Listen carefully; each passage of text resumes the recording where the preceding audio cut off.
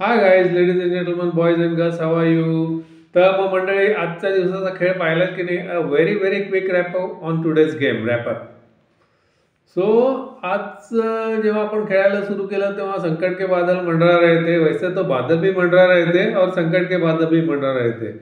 पण आजचा जो दिवस संपला तो आपल्यासाठी खूप चांगला होता. आता हा जो कसोटी सामना आहे हा आपल्या हातातून जातो की काय असं वाटत असताना आपल्या जिगरबाज खेळाने आपण कमीत कमी फॉलोऑन टाळला आणि होणारा संभाव्य पराभव टाळला असं म्हणायला हरकत नाही. लांबवला तर नक्कीच आहे. आता कोहली आणि रोहित याविषयी आता सध्या या ह्याच्यामध्ये आपण काही बोलूया नको.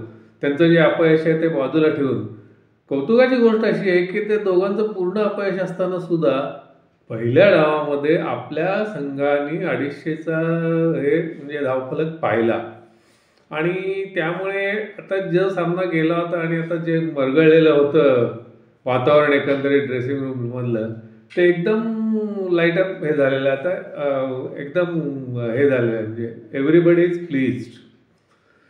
पर्टिक्युलरली शेवटचा जो अर्धा तास होता तो खरंच सुंदर होता. टेस्ट मॅच क्रिकेट हे खरंच का सुंदर आहे याचं एक अतिशय उत्तम उदाहरण आपल्याला आज पाहायला मिळालं.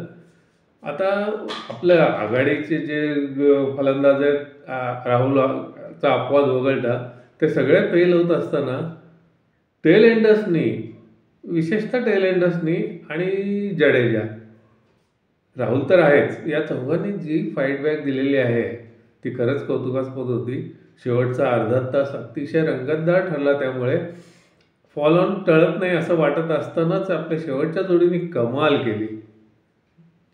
जेव्हाच 9वी विकेट पडली तेव्हा फॉल ऑन टाळण्यासाठी जवळजवळ 30च्या आसपास धावा हव्या होत्या. शेवटची जोडी त्या करेल असं टेस्ट मॅचचा इतिहास पाहिला तर ते अवघड वाटत होतं. मला इथे दोन्ही एक इंग्लंडची मॅच आठवली.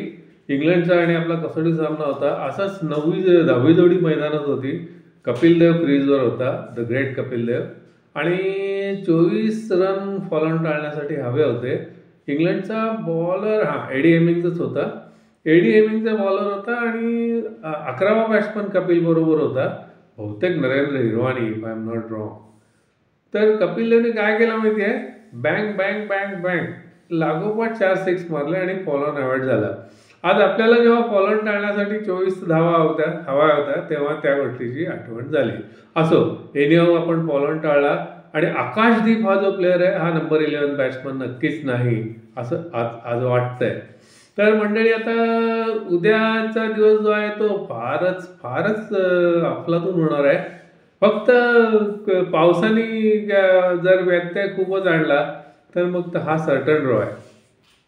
तसंही खेळ आत्ता चाललाय तो सर्टन ड्रॉकडेच चाललेला आहे.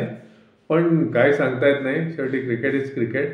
आता उद्या 90 ओव्हर्सचा खेळ होईल असं जर गृहीत धरलं तर पहिल्या 5 ओव्हर जे आहेत त्या बहुतेक आपल्या शेवटच्या जोडीसाठी ठेवूया आपण.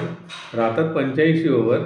85 ओव्हरमध्ये ऑस्ट्रेलियाचा प्लॅन असा असेल की आपले सर्व गडी बाद करायला त्यांना किमान 50 तरी ओव्हर हव्या आहेत. मग 50 ते 55 ओव्हरचा खेळ आपल्याला द्यायचा आणि ज्या ओव्हर्स हातात शिल्लक राहतील त्या ओव्हर्समध्ये रन बॉलपेक्षा जास्त असे किमान 150, म्हणजे एकंदरीत 300 आणि त्याच्या आसपासचं टार्गेट आपल्याला 50-55 ओव्हर्समध्ये द्यायचं असा ऑस्ट्रेलियाचा प्लॅन असेल. आणि हे कसं आहे माहिती काय, दिस इज अ टेम्पटिंग टार्गेट. जर ऑस्ट्रेलियाने दिलं तर आपण ते चेस करायसाठी पण जाऊ शकतो आणि मग एनीबडीज गेम. म्हणजे असं होतं ना की जो गेम सर्टनली ऑस्ट्रेलिया जो होता तो उद्या आता एनीबडीज गेमपर्यंत सुद्धा येऊ शकतो.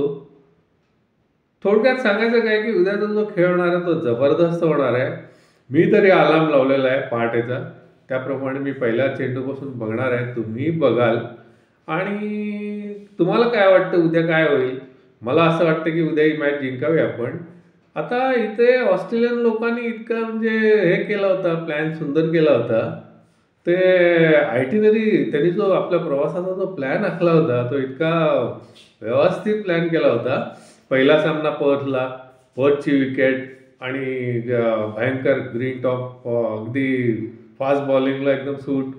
तिथे आपलं काही चालणार नाही, ती ते जिंकणार. पिंक बॉलमध्ये आपलं चालत नाहीच, पिंक बॉल स्वतः जिंकणार. तिसरं ब्रिस्बेनला तर काय बाउन्सी विकेट आहे, सगळ्यात जास्त बाउन्स ब्रिस्बेनला असतो आणि क्लाउडी आज सध्या तरी क्लाउडी असतं, अजून समर सुरू झालेलं नाही. सगळ्या बाजू फेवरेबल आहेत. ब्रिस्बेनची पण मॅच जिंकायची आणि पहिल्या 3मध्ये 3-0 किंवा निदान 2-0 तरी करायचं आणि मग मेलबर्न आणि सिडनीमध्ये आपला खेळ चांगला होतो. तिथे पहिल्यांदा 3मध्ये आपण जर डाऊन असलो तर तिथेही काय फारसं करू शकणार नाही भारताचा संघ आणि मग ही सिरीज 3-1 अशी काहीतरी मोठ्या फरकाने जिंकायची. या प्लॅनला आपल्या लोकांनी छान सुरुंग लावलेला आहे. माझ्या अंदाजाप्रमाणे मेलबर्नला बॉक्सिंग डे टेस्ट मॅचला आपण 1-1 असंच जात आहोत. बघूया काय काय होत आहे. तर मंडळी, मग उद्या भेटूया ब्रिस्बेनला. Till then, bye.